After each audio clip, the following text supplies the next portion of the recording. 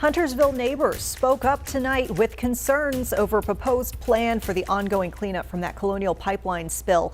You'll remember in August 2020, close to 2 million gallons of fuel leaked from that pipeline into a nature preserve. The company is still working to clean it up, but right now asking the state for a permit to speed up the process.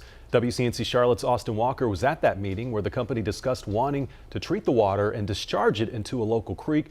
Austin, what did people say about this? Yes, people came in with a lot of questions about the way Colonial Pipeline plans to speed up this cleanup, but also left with more questions. But the consensus from residents, there's a lot more beneath the surface. It's been a problem at the surface for a lot of Huntersville residents for years. And I smelled this gas, so I look around, I didn't see anything. In August of 2020, close to 2 million gallons of fuel leaked from the Colonial Pipeline into a nature preserve.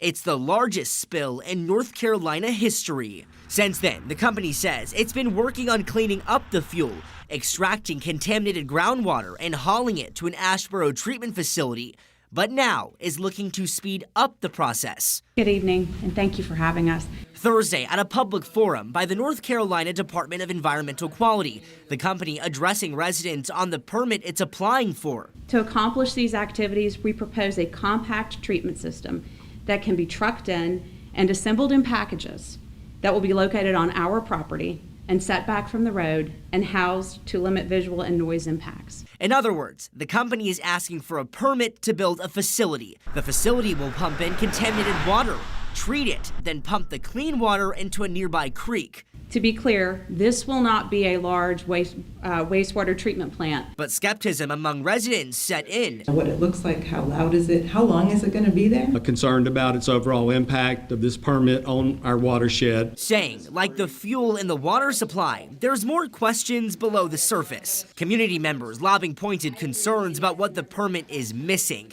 Some of the points revolving around the chemical benzene. About the level of benzene that will be in the effluent, my understanding is it should be much lower than it is in the permit application now. Treating water on site could result in benzene discharge. Senator Natasha Marcus noting the dangers of the chemical. Benzene causes cancer, so we worry about not just Huntersville residents, but everyone downstream. But much of the frustration and questions were on the manner of the public forum. You've presented the proposal, like what the permit's being asked to do exactly, but it would have been helpful if we could have seen some sort of presentation that set forth the different ways to do it and why this particular one is the best. So we were happy to be here. Following the meeting, we tried to ask why there was no question and answer portion. They covered the alternatives, the alternative analysis that was done, so obviously there were alternatives that were explored. Will there be a time where you guys can comment more than just the statement that was listed by any chance?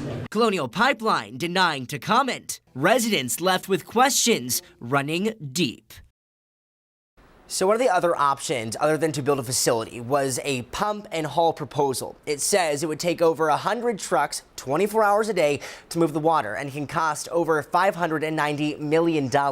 Now, we did try to ask more about that plan, like where is it going and how long that project will take. Some residents saying the company is trying to escape the expensive option. Now, I did try to ask about that as well, and like you saw, they declined to comment. Fred, Vanessa? All right, Austin, we'll keep following it. Thank you.